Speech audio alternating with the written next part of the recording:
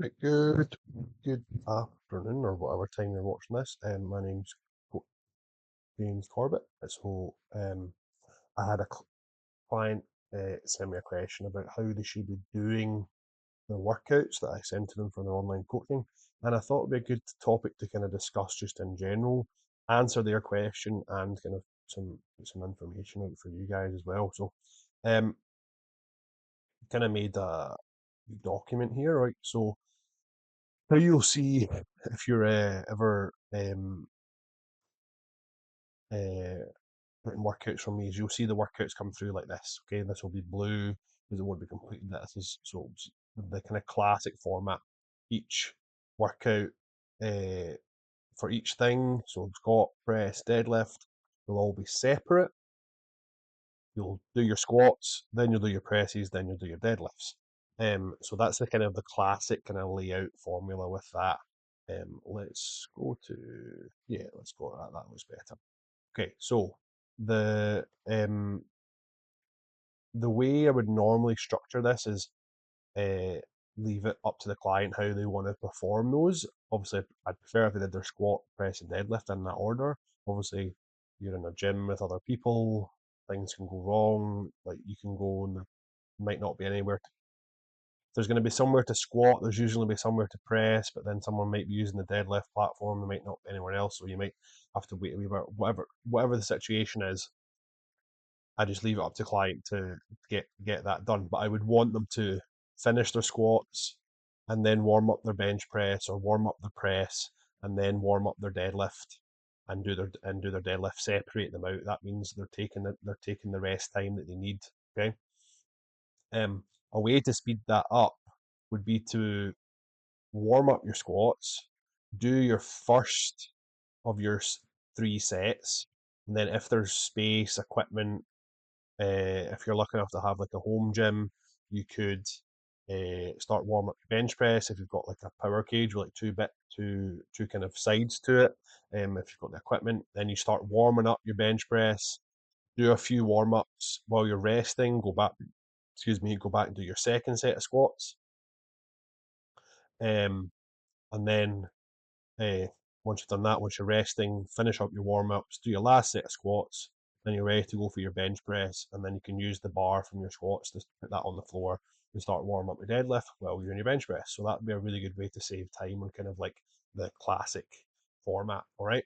Um, but there's ways we can save time, right? So we can save time with something called a superset.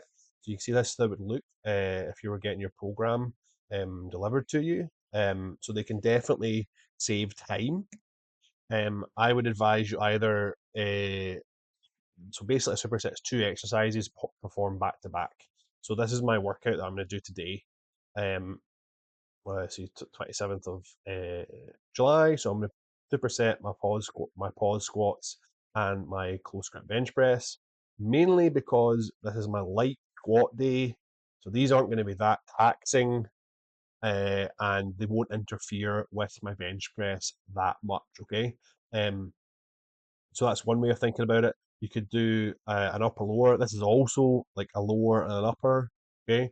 So you can split them into lower and upper if you're going to do pair what you're going to pair in your superset. Push pull. So that could be something like that could be chin ups in a bench press. It could be barbell rows in a bench press. It could be dumbbell rows and a dumbbell bench press, something along that lines. But I've left my deadlift out of that because I want to warm that up and just focus on that and do my top set of deadlifts there. And then another way to think it's maybe like opposite muscle groups. So like you could do curls and tricep push, or like something like a bicep exercise and a tricep exercise, something smaller kind of isolation.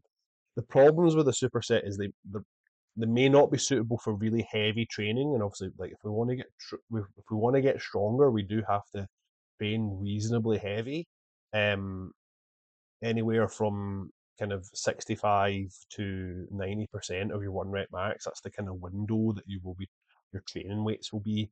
If you're in a phase where you're regularly over 80% of your 1 rep max. Now, you might not know what your 1 rep max is, but if you're doing really, so basically that just means you're doing 80 to 90% for 5 reps, that's going to be a fairly hard effort. It's going to be an effort that's going to tax you and may interfere with your performance on the next exercise. So for example, if I was doing 3 sets of three at 85% on a pause squat, that would probably interfere with my ability to kind of get a leg drive, to be really stable on the bench press and get the most out of my close grip bench press. Okay. Um, and this may be okay when you first start out because the weights aren't very heavy, you're just starting to learn the movement. And the interference may be small, but it can get significant as the weights get heavier. So my advice on that would be superset only if you really have to.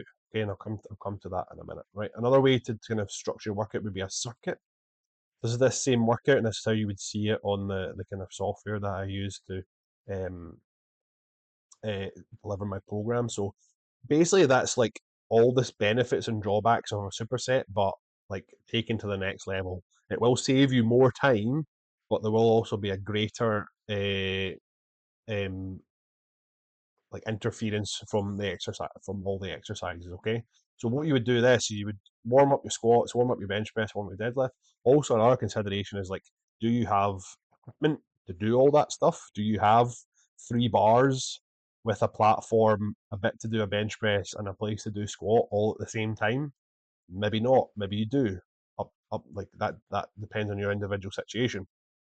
I would not advise this style for traditional kind of strength training, which is what I do with like almost all of my clients. Certainly when they begin with me, the first thing we do is we get them strong, and that can be somewhere between 3 and 6 months of just dedicated strength training, putting them through their novice linear progression, however long that lasts. Maybe going into a slight kind of slightly more advanced phase of that before the client might decide that I'm strong enough. That will be a conversation for us to have together. All right. The problem with this is you can't use enough because of that interference effect, and because you'll be tired, you may not perform as well as you can. So you're not able to put weight on the bar as quickly as you could. So it's kind of a false economy.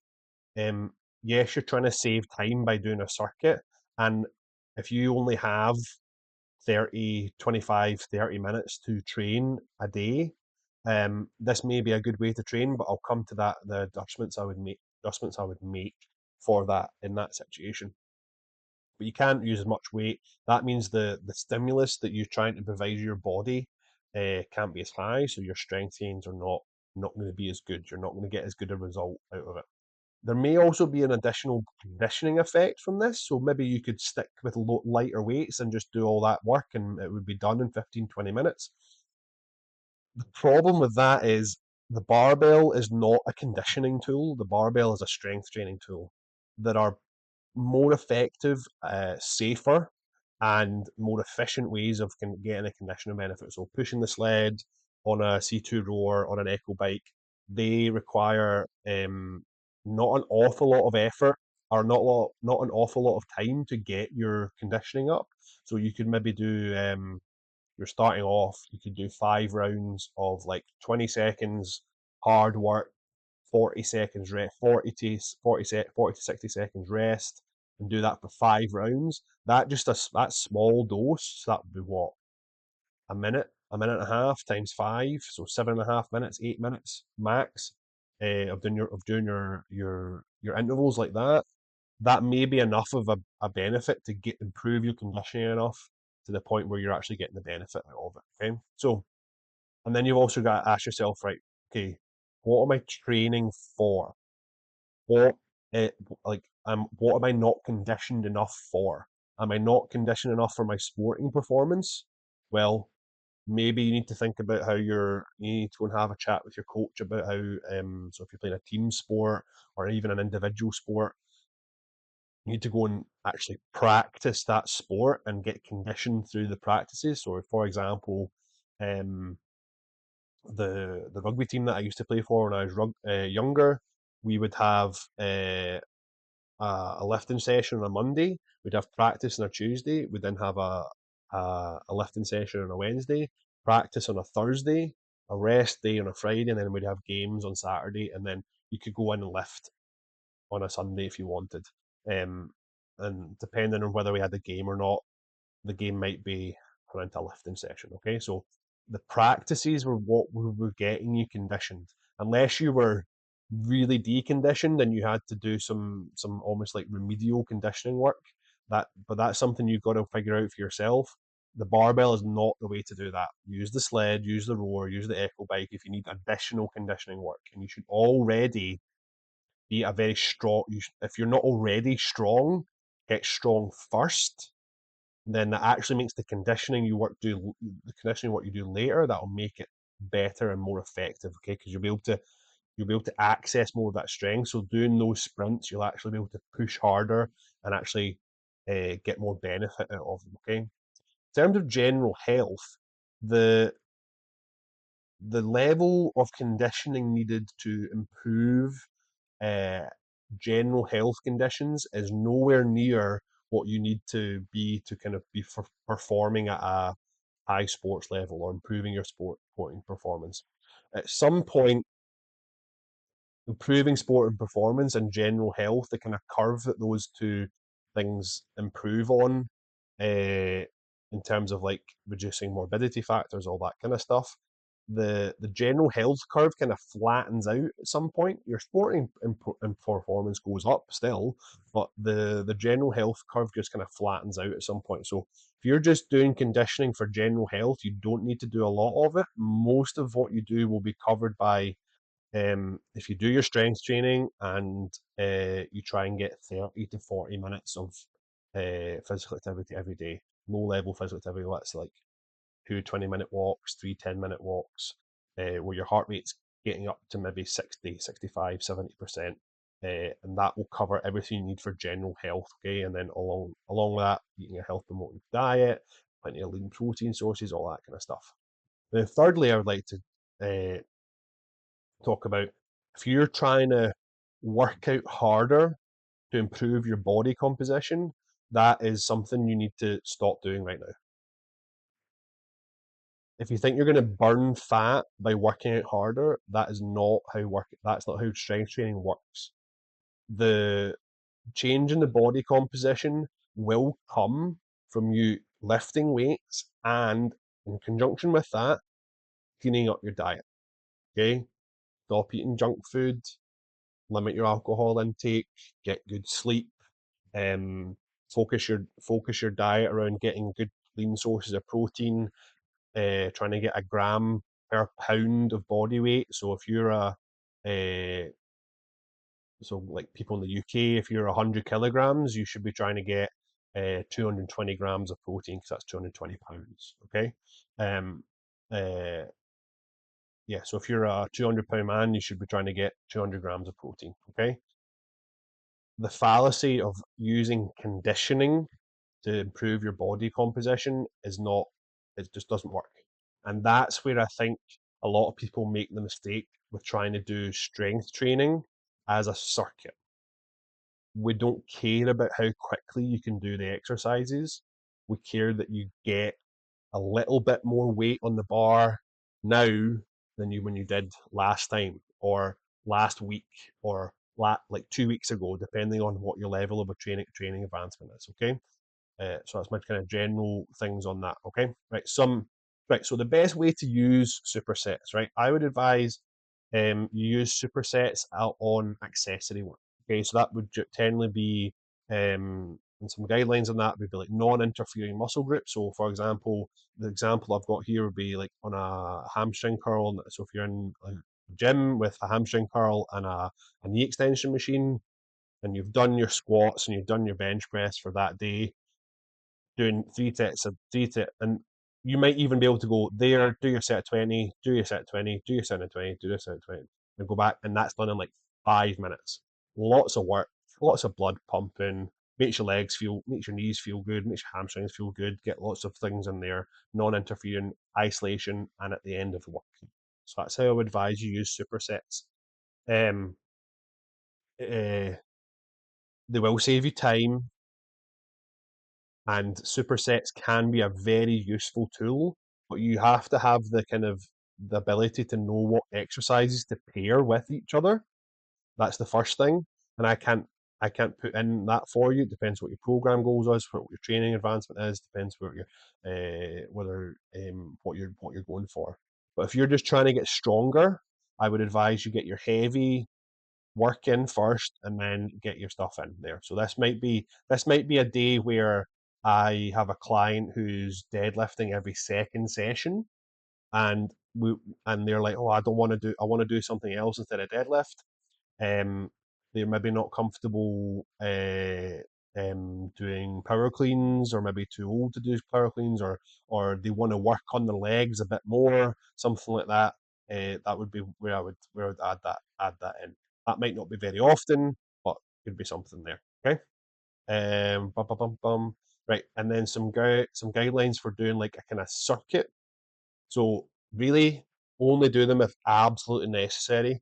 I would say that, and it's probably only for advanced lifters, um, people who are already strong and very fit, who can output a lot of effort.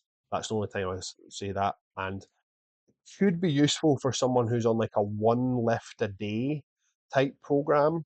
So, for example, someone who's got like a well kitted out home gym, got all the stuff they need, but they only have kind of 30 minutes to train.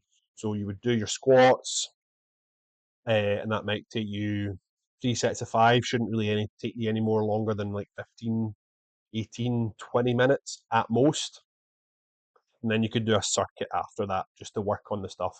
And then the next day, your squat, uh, your main lift. So say that was Monday, and then Tuesday your main lift might be bench press, and then you would do some like upper body accessory stuff like that. So like curls, dips, um, rolling dumbbell extensions, lying tricep extensions if you've got an easy bar,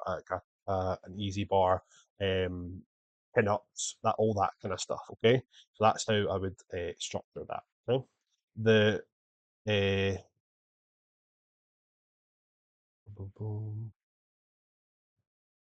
yeah, so that's how I would do all that stuff.